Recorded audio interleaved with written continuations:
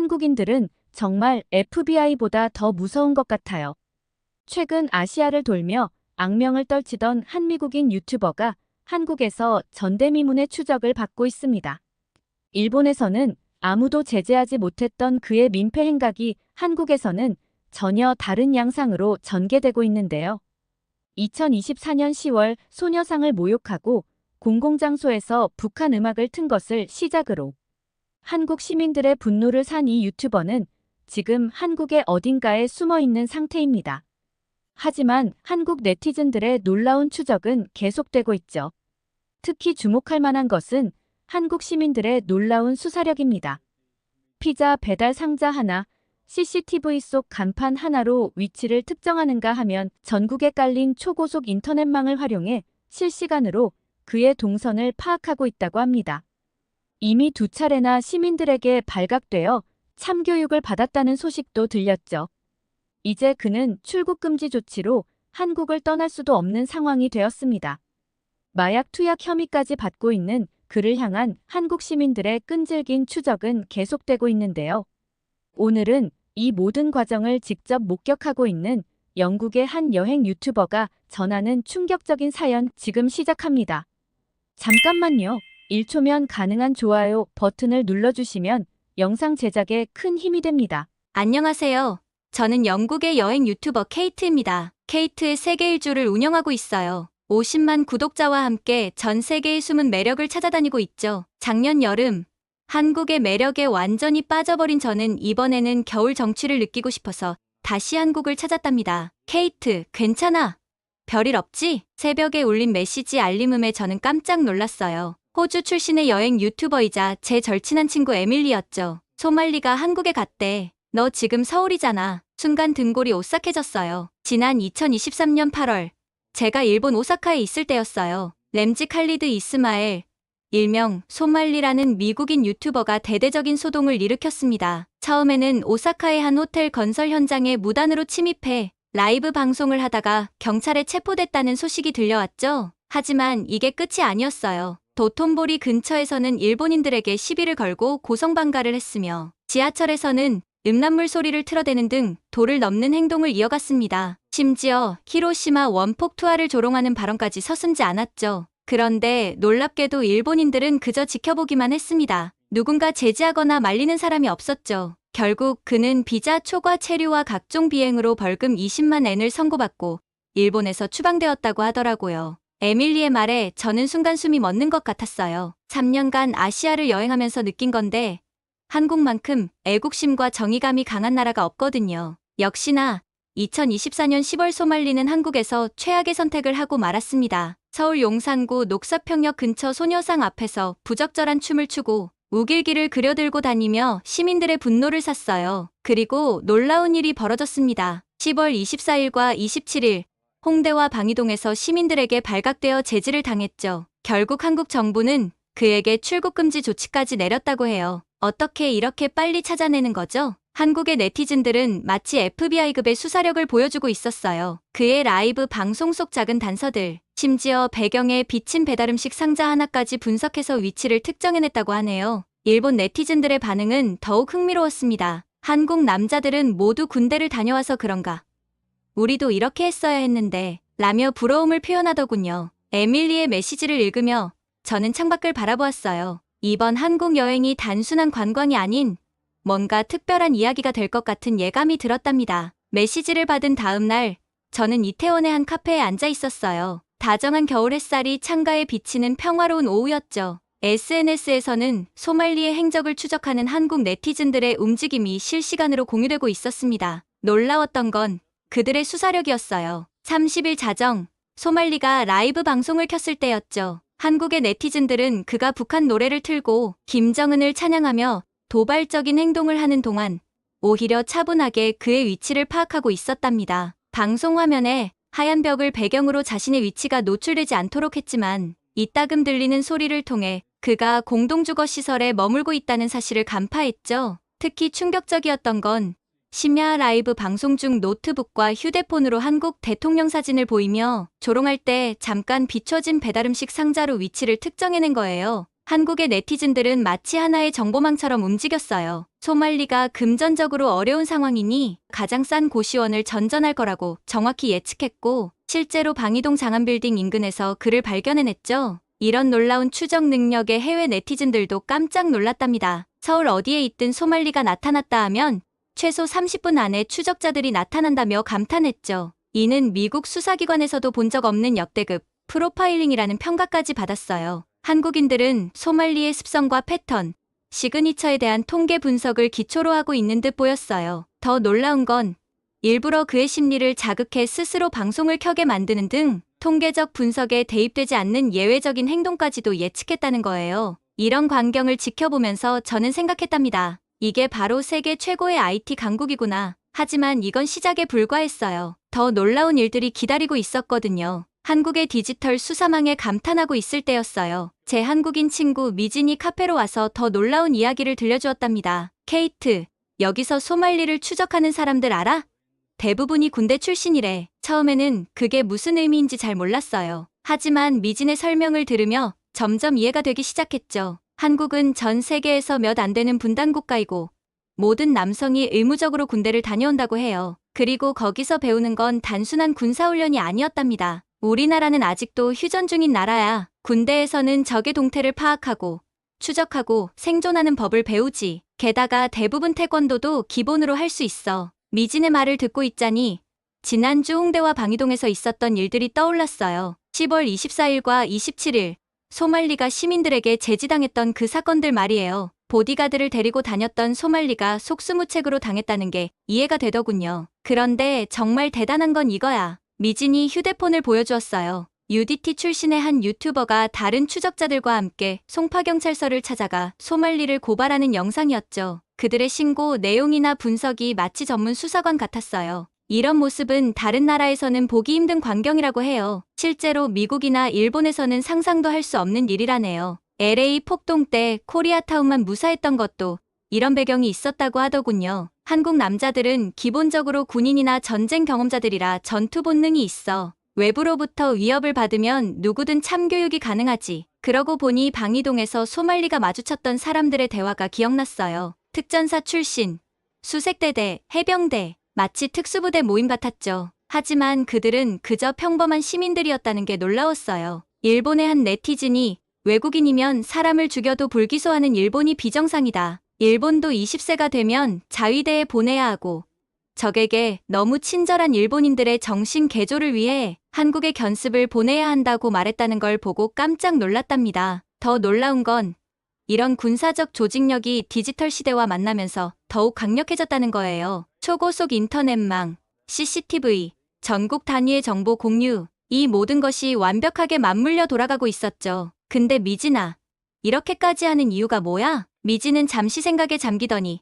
이렇게 말했어요. 우리는 역사의 아픔을 잊지 않아. 소녀상은 단순한 동상이 아니야. 우리의 과거이자 현재, 그리고 미래니까. 그 말을 듣는 순간 저는 왜 한국인들이 이토록 분노하고 있는지 이해할 수 있었어요. 그들에게 소녀상은 단순한 조형물이 아닌 역사적 상징이자 국민의 자존심이었던 거예요. 미진의 설명을 들으며 저는 생각했습니다. 이제 소말리가 왜 그토록 두려워하는지 알 것 같아. 그가 마주한 건 단순한 시민들이 아닌 조국을 지키기 위해 훈련받은 전사들이었으니까요. 미진과의 대화가 끝난 후 저는 호기심에 한국의 군사 문화에 대해 더 자세히 찾아보기 시작했어요. 그리고 제가 발견한 사실들은 정말 놀라웠답니다. 세상에, 이건 정말 몰랐네요. 한국의 군사 교육은 군대에서만 이뤄지는 게 아니었어요. 대부분의 한국 남자아이들은 초등학교 때부터 태권도를 배운다고 해요. 태권도는 단순한 스포츠가 아닌 자기 방어와 정신 수양을 위한 무술이죠. 게다가 성인이 된 후에도 민방위 훈련이라는 것을 정기적으로 받는다고 하더군요. 특히 충격적이었던 건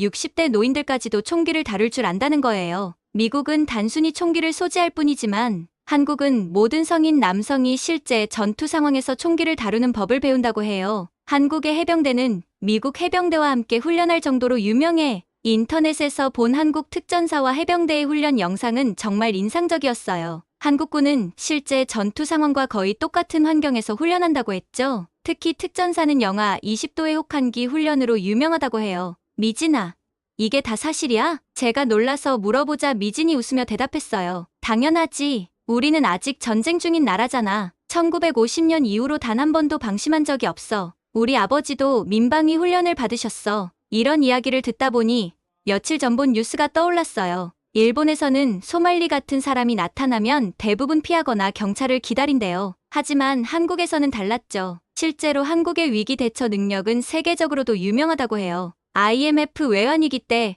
전 국민이 금 모으기 운동을 한 것부터 코로나19 상황에서 보여준 대응력까지 위기가 닥치면 하나가 되는 힘이 있다고 하더군요. 우리나라 사람들이 잘 뭉치는 이유가 뭔지 알아? 미진의 말에 저는 고개를 갸웃했어요. 우리는 수천 년 동안 끊임없이 외부의 침략을 받았어. 그때마다 힘을 모아 이겨냈지. 그게 우리 DNA에 새겨진 거야. 한 명도 나고자 없이 모두가 함께 가는 거지. 그 말을 듣는 순간 소말리를 쫓는 한국인들의 모습이 달리 보였어요. 그들은 단순히 복수심에 불타는 게 아니었어요. 이건 마치 전시 상황에서 적군을 추적하는 것처럼 조직적이고 체계적인 작전이었던 거죠. 그리고 그들의 그런 조직력과 단결력이 진정으로 필요한 순간이 찾아왔답니다. 제가 한국의 군사 문화를 이해하기 시작할 무렵 소말리는 한국인들의 가장 큰 분노를 일으킬 만행을 저지르고 말았거든요. 어느 날 아침 서울이 분노로 들끓기 시작했어요. 10월 9일 소말리가 용산구 녹사평역 근처 평화의 소녀상 앞에서 저지른 만행이 SNS를 통해 퍼지기 시작했거든요. 케이트, 이거 봤어? 미진이 보내온 영상을 보는 순간 저도 모르게 화가 치밀었어요. 소말리는 소녀상 앞에서 입을 맞추고 외설적인 춤을 추었을 뿐만 아니라 금속 동상이랑 춤췄다고 나를 죽일 거냐며 비웃었다고 해요. 심지어 80년 전에 일어난 일일 뿐이라며 망언까지 서슴지 않았죠. 이게 무슨, 어떻게 이럴 수가. 미진의 얼굴이 하얗게 변했어요. 그녀는 떨리는 목소리로 설명하기 시작했습니다. 케이트, 이 소녀상은 우리에게 단순한 동상이 아니야. 일제강점기 때 강제로 끌려간 우리 할머니들의 아픔이고 아직도 해결되지 않은 역사야. 그런데 이런 짓을 순식간에 한국의 온라인 커뮤니티가 들썩이기 시작했어요. 소말리는 여기서 그치지 않고 시민들의 반응을 촬영하고 심지어 아베 신조의 사진을 들고 내가 당신을 위해 한국인들을 물리쳤다는 글까지 올렸다더군요. 더 충격적인 건 그가 이런 행동들을 유튜브 수익을 위해 계획적으로 했다는 점이었어요. 한국인들의 분노가 커질수록 그의 채널 조회수도 늘어났으니까요. 하지만 그는 한국인들의 저력을 너무 얕봤던 것 같아요. 시민들의 제보가 쏟아지기 시작했고 경찰에도 수많은 신고가 들어갔답니다. 특히 UDT 출신 유튜버들은 경찰서에 정식으로 고발장을 접수했어요. 대한민국을 모욕하고 시민들을 희롱했으며 역사를 왜곡하고 많은 국민들에게 분노를 유발한 행위는 결코 용서할 수 없다. 고발장의 내용을 보며 저는 깊은 감동을 받았어요. 이건 단순한 분노의 표출이 아닌 정당한 법적 절차를 통한 대응이었거든요. 결국 소말리는 출국 금지 조치를 받았고 마약 투약 혐의까지 받게 됐어요. 하지만 한국 시민들은 여기서 멈추지 않았죠. 그들은 소말리가 한국을 떠나더라도 이런 일이 다시는 일어나지 않도록 하겠다는 강한 의지를 보였답니다. 우리는 역사를 잊은 민족은 미래가 없다고 배워왔어. 지금도 서울 곳곳에서는 소말리를 찾는 움직임이 계속되고 있어요. 하지만 이제 그들의 목표는 단순한 응징이 아닌 역사의 존엄성을 지키는 것이라는 걸 저는 알게 됐답니다. 며칠 전 소말리의 디스코드에서 들려온 충격적인 고백이 전 세계로 퍼졌어요. 한국에 입국하기 전 나는 일본과 태국, 이스라엘 등 세계 여러 나라에서도 똑같은 민폐 행각을 했다. 하지만 한국인들, 특히 젊은 남성들의 눈빛에서는 일종의 살기를 느꼈다. 심지어 그는 이제는 정말로 밖에 나가는 게 무섭다며 울먹이는 모습까지 보였다고 해요. 이제서야 자신의 행동을 후회하는 걸까요? 아니면 두려움 때문일까요? 케이트, 이거 봤어? 미진이 보여준 일본 네티즌들의 반응은 흥미로웠어요. 같은 동아시아에서도 일본과 너무 다른 것이 이해가 안 되고 이럴 때 한국은 성지 같다. 죗값을 치를 때까지 쫓아내지 않는다는 한국의 발상 전환이 멋지다. 실제로 소말리는 이스라엘에서 경찰관을 희롱하고도 훈방 조치로 풀려났고 태국에서는 3대1로 싸우겠다며 시비를 걸고 다녔지만 아무 제재도 받지 않았다고 해요. 일본에서도 원폭 투하를 조롱하고 지하철에서 소란을 피웠지만 결국 가벼운 벌금형으로 끝났죠. 하지만 한국은 달랐어요. 한국인들은 소말리에 대한 추적을 정의 구현이라는 차원으로 승화시켰어요. 단순히 그를 잡는 것이 아니라 법적 절차를 통해 책임을 묻고 이런 일이 다시는 일어나지 않도록 하는 것이 목표였죠. 우리나라가 IT 강국이라는 게 이럴 때 빛을 발하는 것 같아. 미진의 말처럼 한국의 디지털 역량은 놀라웠어요. 실시간으로 정보가 공유되고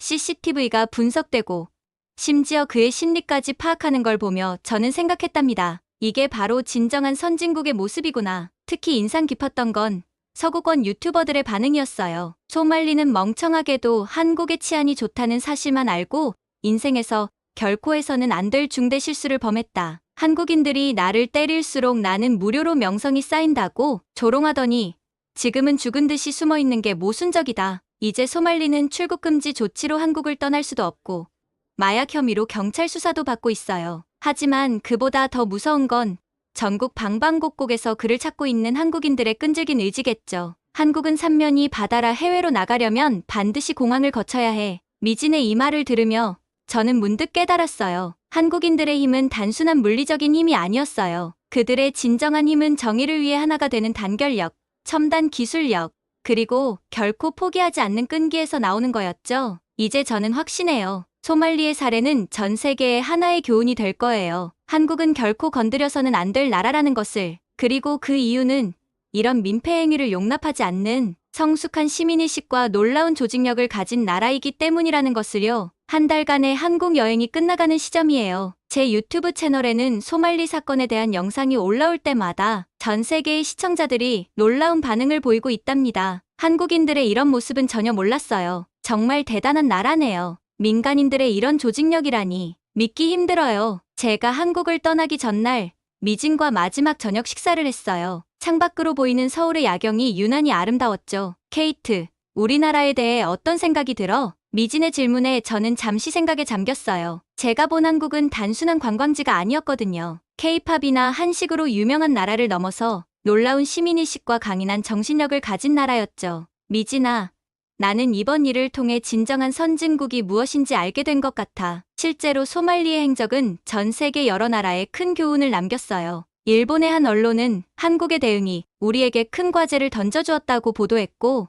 미국의 유명 유튜버는 Korean Power라는 제목의 영상을 올리기도 했죠. 특히 인상 깊었던 건 한국인들이 보여준 성숙한 시민의식이에요. 그들은 분노를 무분별한 폭력으로 표출하지 않았어요. 대신 법적 절차를 통해 정당하게 대응했고 첨단 기술을 활용해 체계적으로 추적했죠. 우리나라가 이렇게까지 주목받게 될 줄은 몰랐어. 미진의 말에 저는 미소를 지었어요. 실제로 제 채널에는 매일같이 한국의 시민의식과 조직력에 대한 질문이 쏟아지고 있었거든요. 특히 일본 시청자들의 반응이 뜨거웠답니다. 한국이 보여준 힘, 우리도 배워야 합니다. 한국인들의 애국심과 정의감이 부럽습니다. 이제 알겠어요. 왜 한국을 건드리면 안 되는지. 인천공항으로 가는 길에 저는 마지막 영상을 찍었어요. 가을 하늘이 유난히 맑았죠. 여러분, 제가 본 한국은 단순한 관광지가 아니었어요. 이곳은 정의가 살아있는 나라, 시민의식이 깨어있는 나라, 그리고 무엇보다 하나된 마음으로 세상에 맞설 수 있는 나라였답니다. 제 영상은 순식간에 확산됐고,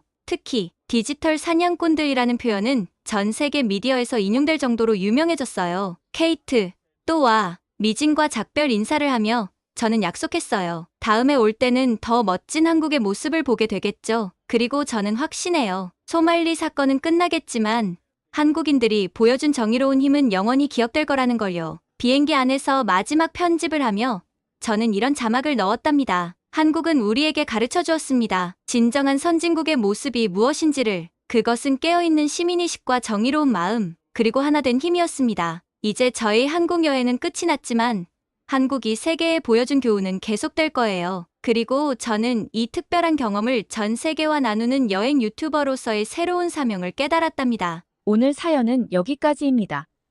영국의 여행 유튜버 케이트가 전해준 한국의 놀라운 이야기 어떠셨나요? 한국인들의 뛰어난 조직력과 정의감, 그리고 첨단 IT 기술을 활용한 놀라운 수사력까지. 세계가 놀란 것도 당연해 보입니다.